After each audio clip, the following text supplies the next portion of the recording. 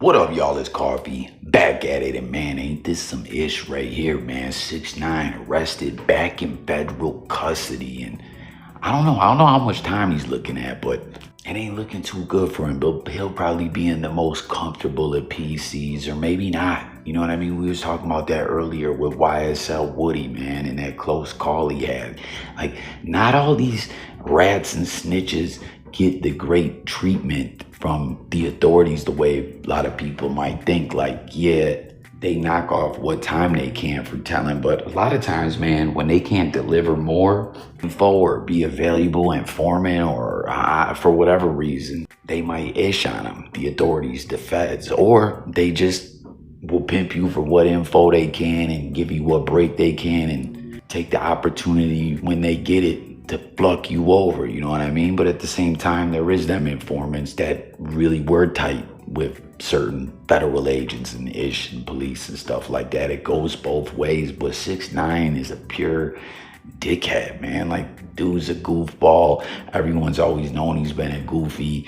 He flucked up the trolling and everything. Like, I get the whole internet vibe with comedy and let's be funny and all that, but he really did this dangerous trend of like what we saw Block Boy getting killed doing, disrespecting gangs, going to neighborhoods, murals, in a disrespectful manner. SMD, pause.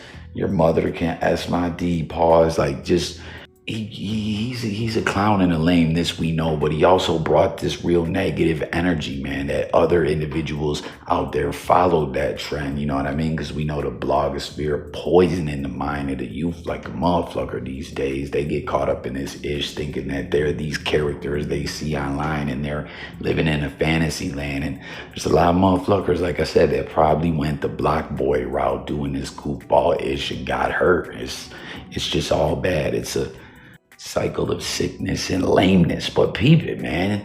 Getting to this violation that he's got, man. 2 weeks ago, he got word that he had violated, and peep it, man. This man failed a drug test for meth. I always knew he was on some meth or something from that one interview way back. He looked geeked out and tweaked out. I mean, some people might say Coffee, maybe he was out here on that Molly water or whatever, which at the end of the day, I tell y'all all the time on this channel, these drugs nowadays are all bad. Drugs never been the way to go, but it's Fenty Wap, it's research chemicals, it's toxic poison. The D-rugs aren't the D-rugs they're supposed to be anymore, and they'll kill your ass or have you all flucked up, or you're taking something that you don't even know what it is. But I could see 6ix9ine getting his Jesse Pinkman Breaking Bad on, man, putting a meth jammy to his mouth, pause, and blasting away. You know what I mean? Straight goofy. Then he missed a D-rug test and also performing in Las Vegas, Nevada without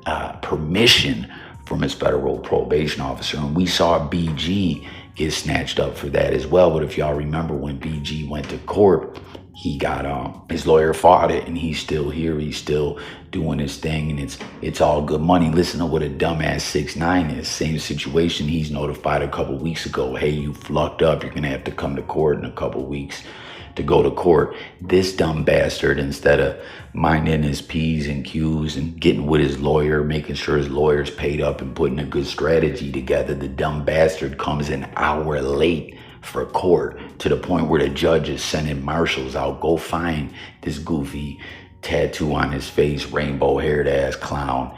And at the end of the day, they didn't find him. He ended up surrendering himself. I wonder if they would have found him, they would have mollywopped his punk ass. Not that I want to see anyone get beat down by the authorities, but I just wonder how that would have went. But that shows you the arrogance and stupidity of this lame man. Like, you violated your federal release, as he had 5 years. We know he was on the ankle monitor to 2020, got that thing off. He had to do this 5 years on paper. He's been in trouble in other situations, domestic situations, parking tickets. I think we saw that one traffic stop or something, missing a traffic court date. Like, he's just stayed on goofy time. And again, I don't know how much time he's facing, but it ain't looking good for him, if you ask me. But do you see how stupid that is to pull up? Like we said, BG went, strategized with his attorney, went to court, the attorney ironed things out. right? They didn't like that he was working with Boosie and working in Vegas and all that without permission. 6ix9ine, hey, you tested positive for meth, you skipped the drug test, and you went to Vegas without permission.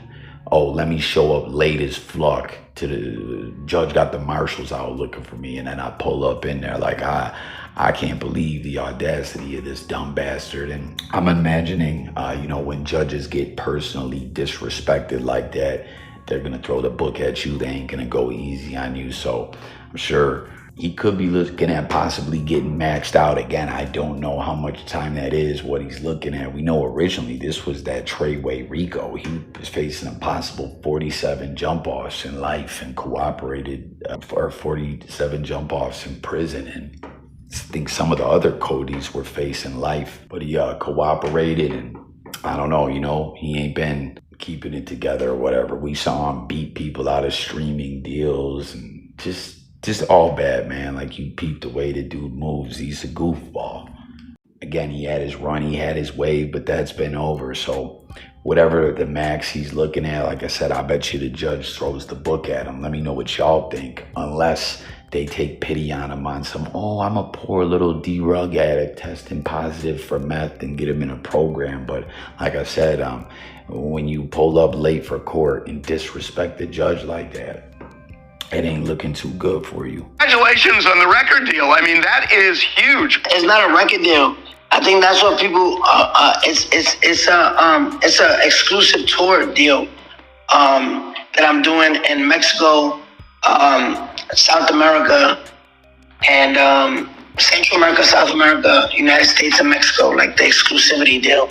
But there is going to be a new album, right? Yeah, but the album belongs to them. To Cartel Music, because it's a regional, it's like Mexico regional music, like tumbados and more. It's nothing hip hop. So you're leaning more into your Latin roots now. Yeah, I mean, I've been. That's what I've been playing with for the past year. I've been trying to, I dominated the English market. The hip hop. English music for a long time, and I did it to the highest level. So I think one of the gifts that God gave me was that I'm able to dominate in both demographics, which is Latin and English, and I'm trying to manifest that. What I'm kind of interested in is this little clause in your deal that you got to stay out of trouble. So I haven't seen anything like that. Are you worried about that? No, because I mean, like, if you know 6ix9ine, you know that, like, I'm squeaky clean. Like, I stay out of trouble. Trouble seems his way to find me all the time. You hear the nerve of this bastard too? I'm squeaky clean. Dude, you just tested positive for meth, and that's wild. This company, Cartel Music, hell, if they are involved with the cartel, they might be mad at this motherfucker that they won't make money off their investment if he's gonna miss these dates for this new Latin album they wanted him to put out.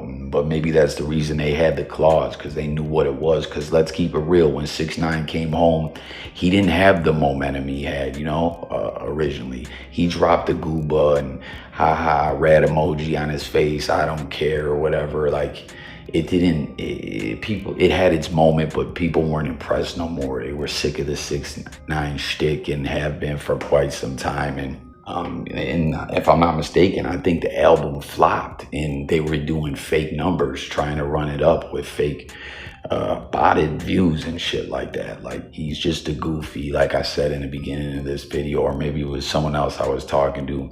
6ix9ine was never a real MC or a rapper. No one respected him like that. Treyway just saw a cash cow, a bag, and they fucked that up by not keeping him out the mix, so he couldn't tell on them when it came time. You know what I'm saying? And if you watched the documentaries and saw more about 6ix9ine, he didn't even really want to be a rapper. He wanted to be fucking wearing AIDS and HIV herpes shirts going viral and be a rock star and all this stuff. You know what I mean? And then now he did that. He did the hip hop thing. He's talking about, I had success dominating the charts for such a long time. I don't think so. I think it was a short wave. You played yourself. You're goofy. We know you're broke. You ran through all your money. And now you've been doing the Latino music or whatever it is, what it is. You know what I mean? There's nothing for him in the hip hop market no more. No one rocks with this dude. He's on permanent goofy time. He's just a dumbass, man. Simple and plain and simple. But I thought that was funny.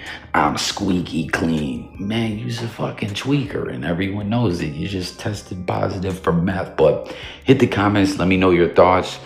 Stay tuned for updates. I don't know how much time he's looking at. And let's not forget, y'all. You got people that want to get at him behind them walls.